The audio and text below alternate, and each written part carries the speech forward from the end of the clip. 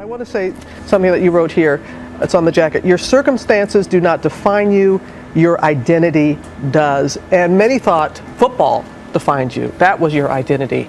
But it has not been. And how did you prevent that from happening? Well, I think it's really understanding what matters, what's important in your life, and having something bigger than just what you do. And when you have an identity that's bigger than what you do, even when that fails or you crumble or someone says you're not good enough or you can't or you won't or you shouldn't, you can still prevail over that because your life is bigger than that. You know, in such a cynical, sarcastic society, oftentimes looking for the negative on anybody or anything. If you're fortunate enough to spend 5 minutes or 20 minutes around Tim Tebow, your life is better for it. I just went out there and we were blessed to win the national championship, and 2 days afterwards I was eating dinner, actually eating grouper at Ballyhoo Restaurant in Gainesville, Florida with my mom, my dad, my aunt, and Coach Meyer. And Coach Meyer gets a call and he's like, all right, bye. So intense. And I was like, Coach, what's that all about? He said, that's Steve McLean, who's our PR guy at Florida. I said, well, what do you have to say? He said, Tim, he just told me that during the game, 94 million people Googled John 3:16. That game just happened to be January 8th of 2009. Well, exactly 3 years later, January 8th, 2012, exactly 3 years later to the night that I put John 3:16 under my eyes, I was playing quarterback for the Denver Broncos in the first round of the playoffs versus the Pittsburgh Steelers. I didn't think of John 3:16 one time going into that game at all. I didn't even know it was 3 years from the night that I wore it. Just went out there and tried to win a silly football game, and we were blessed to win this crazy game. Then came the miracles, a string of improbable late-game victories. But after Tebow engineered yet another impossible last-minute win with this 80-yard overtime pass. Afterwards, I go into the locker room, I change really fast, I'm getting ready to walk into the press conference because I love talking to the media. And so I'm getting ready to walk in this press conference and walk through this curtain, and right as I'm going to walk through, our PR guy, Patrick, jumps in front of me. He's like, Timmy, do you realize what happened? And I was like, yeah, we just beat the Steelers. We're going to play the Patriots. Like, let me do this. And he's like, no, Timmy, you don't realize what happened. And I could tell he's being serious. So I was like, Patrick, what's up, man? He says, Timmy, it's 3 years from the night that you wore John 3:16 under your eyes. And I was like, wow, that's really cool.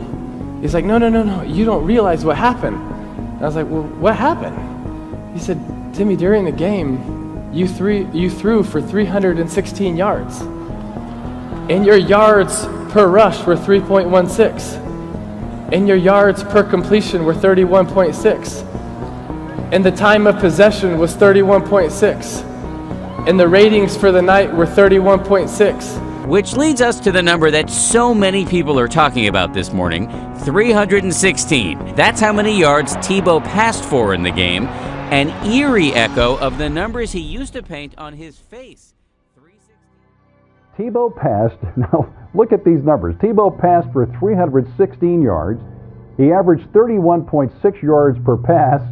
And guess what CBS's rating for the game peaked at? You guessed it, 31.6. All those 316s had the fans searching the internet, and that's where they found the famous Bible verse.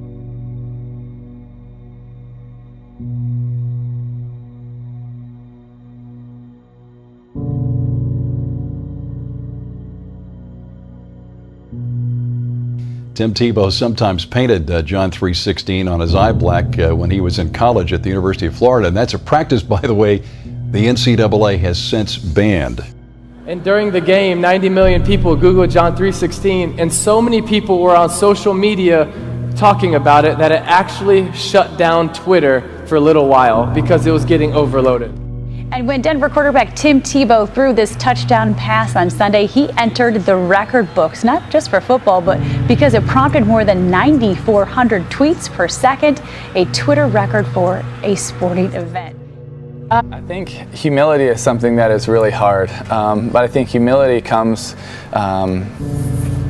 not thinking less of yourself, but thinking of yourself less. Meaning, try to look for the people around you and what they need and how you can help them and how you can make an impact in their life, because I think the greatest form of love is choosing the best interest of another person and acting on their behalf. And for me, it's to be able to have a foundation of something bigger in yourself, understand what God says about you, that you are important, that you have a life of significance and you have a life of meaning. And when you understand your purpose, that'll totally change your identity. And I was just standing in this hallway getting ready to go talk to the media, and I was just so humbled. And my first thought was, dang, I thought tonight was about a game. I thought it was about winning or losing. I thought it was about going to the next round of the playoffs. But the God that we serve is just so much bigger than that. And He can take the games that we're involved in, the jobs that we have, the things that we're doing, and He can transcend them to be so much more than that.